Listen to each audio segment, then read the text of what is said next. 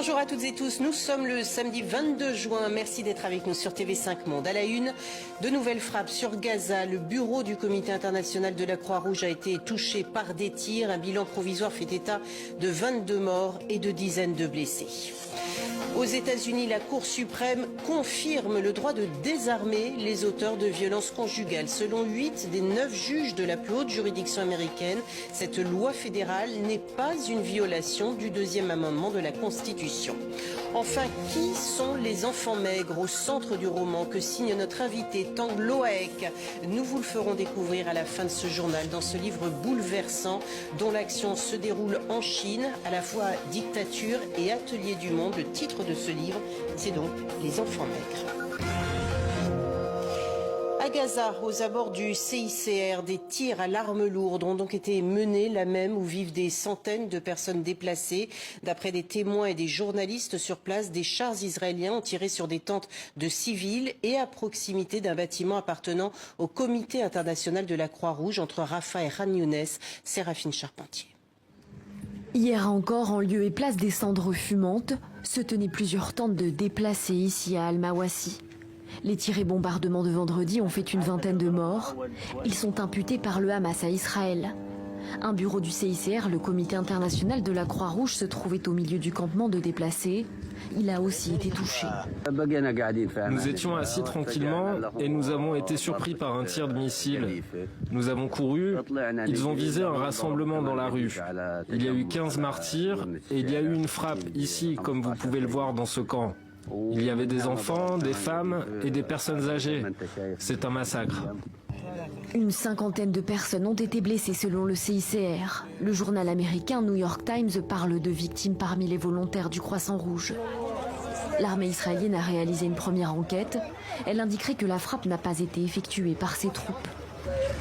Au lendemain du drame, douleur et recueillement pour les proches des victimes. Dans l'enclave palestinienne, l'armée israélienne a repris son offensive. Vendredi, dans la ville de Gaza, un autre bombardement a fait plusieurs morts. Nos équipes travaillent 24 heures sur 24, même s'il y a un manque de matériel et de carburant. La situation est très mauvaise, mais nous travaillons toujours dur et nous transportons les martyrs vers l'hôpital biblique. Il y a eu 7 morts et 20 blessés dans cette frappe aérienne. En plus des combats, des bombardements et des déplacements forcés, les Gazaouis doivent aussi faire face à la chaleur. Le programme alimentaire mondial tire la sonnette d'alarme. À cause du manque d'eau potable, de nourriture et de matériel médical, une crise sanitaire massive est imminente à Gaza. Je vous le disais en titre, aux États-Unis, la Cour suprême a donc clarifié sa récente jurisprudence sur le port d'armes. La plus haute juridiction a affirmé comme constitutionnel le fait de désarmer des auteurs de violences conjugales. Les précisions de Séraphine Charpentier. Par 8 voix contre 1, la Cour suprême proclame la constitutionnalité de l'arrêt. Désormais, les personnes frappées par une mesure d'éloignement pour violence conjugale seront interdites de détenir une arme. Je suis ravi. Je pense que la plupart des Américains s'entendent sur le fait que les criminels violents ne devraient pas posséder d'armes à feu, que ceux qui souffrent de problèmes de santé mentale ne devraient pas posséder d'armes à feu, et que ceux qui se livrent à des violences domestiques ne devraient pas posséder d'armes à feu. Le président démocrate Joe Biden a salué cette avancée, qui touche à une question sensible aux États-Unis, celle du second amendement et du droit de porter une arme, qui plus est hors de chez soi. Le seul juge de la Cour suprême à avoir voté contre la loi interdisant les auteurs de violences conjugales à porter une arme est le conservateur Clarence Thomas. Le juge suprême, ce qu'il fait, c'est d'interroger la Constitution et de l'interpréter. Et pour Clarence Thomas, il n'y a jamais eu dans l'histoire de la Cour suprême d'opposition à porter une arme. Donc il s'appuie là-dessus en disant à chaque fois qu'on a regardé la Constitution, on a estimé que ce droit du second amendement n'avait aucune limite. Donc il ne faut pas en mettre. En moyenne, 70 femmes sont tuées par balle par un partenaire intime chaque mois aux États-Unis.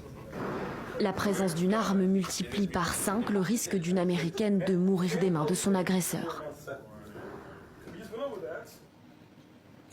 L'ONU n'hésite pas à parler d'apartheid de genre, cette façon qu'a l'Afghanistan de restreindre les droits des femmes. L'Afghanistan, ou plutôt le gouvernement taliban et leur interprétation ultra-rigoriste de l'islam. Un état de fait qui bloque sa réintégration au sein de la communauté internationale, comme nous l'explique Antoine Delpierre. C'est un mouvement amorcé il y a quelques mois déjà. Discrètement, ils réapparaissent dans des réunions à l'étranger, comme ici, au début du mois, cette délégation reçue au Forum économique de Saint-Pétersbourg en Russie. Ou bien encore ici, à Kaboul, où ils recevaient en avril des émissaires des Nations Unies pour entamer leur premier pourparlers sur le changement climatique. Mis au banc depuis 3 ans et leur arrivée au pouvoir après le départ des troupes américaines, les talibans préparent-ils un retour de leur pays dans les instances internationales? En tout cas, plusieurs alliés mènent pour eux l'offensive à l'ONU. Outre le soutien de Moscou, le pouvoir à Kaboul peut aussi compter sur celui de Pékin, qui demande la levée des sanctions imposées par Washington. Ces sanctions détruisent gravement le système financier, le fonctionnement normal des entreprises et perturbent les échanges commerciaux de l'Afghanistan avec d'autres pays. Le Conseil de sécurité de l'ONU devrait exhorter à restituer intégralement les avoirs afghans gelés à l'étranger et à fournir les ressources nécessaires au développement du pays. Le développement du pays, d'une partie du moins, car en Afghanistan, l'économie, le travail, l'éducation, les arts ou même le sport sont des affaires d'hommes.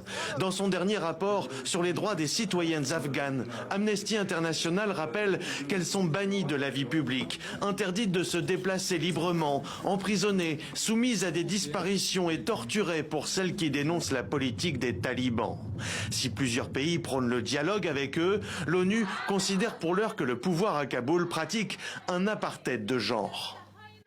Ces restrictions privent le pays du capital humain vital dont il a besoin pour mettre en œuvre la politique d'autonomie voulue par les talibans.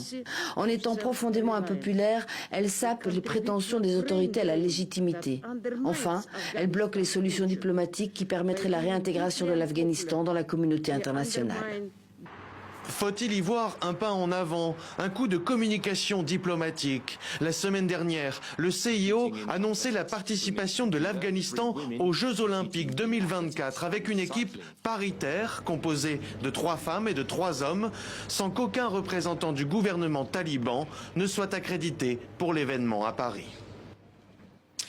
En Iran, on l'a appris en fin de matinée, la Cour suprême a fini par annuler la condamnation à mort du rappeur militant Toumaj Salehi. Emprisonné depuis plus d'1 an et demi pour son soutien au mouvement de protestation de 2022, le chanteur de 33 ans avait été condamné à la peine capitale en avril dernier pour, je cite, corruption sur terre, l'un des chefs d'accusation les plus graves de la République islamique.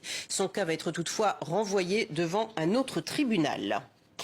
L'été s'est imposé, mais davantage sur le calendrier que sur nos régions. En Isère, en France, un village tout entier a dû être évacué en raison de pluies torrentielles et de la crue d'un torrent. Des images impressionnantes. 7 départements ont été placés en vigilance orange pluie inondation en France et parmi eux les Alpes et la Savoie. Côté suisse également, d'importantes précipitations ont eu lieu, entraînant les mêmes conséquences. 3 personnes sont d'ailleurs portées disparues dans le canton des Grisons. Le Valais est également en état d'alerte.